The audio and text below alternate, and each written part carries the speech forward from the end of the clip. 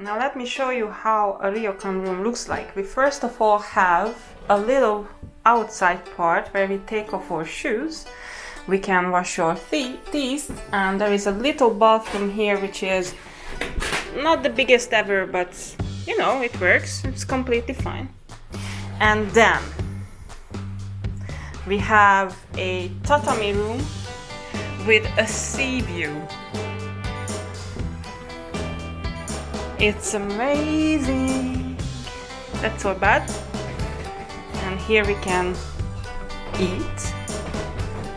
And here is our sea view. This is our balcony view. And soon it's gonna be sunrise, sunset. Oh, I'm tired. So it's not sunrise, it's sunset. And we're gonna see the suns. It is just from our window. That's people are going home. It's not much open on the island, even if there are ferries until late at night, but it's not much open.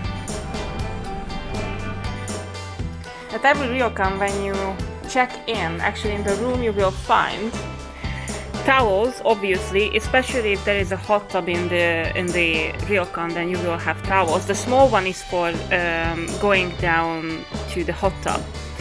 And also you will find a yukata, which is the Japanese street clothes, I would say, and an obi, so you can tie it around your waist. And Zoli already put on his, so this is how it looks. Yep. Can you stand a little bit this way, because we can't see anything from the lights. It's so light. Oh, there we go. That's much better. So this is how it looks when it's put on.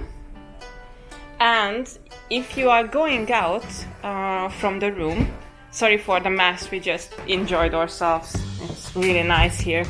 So if you're going out, you can wear those if it's not too warm.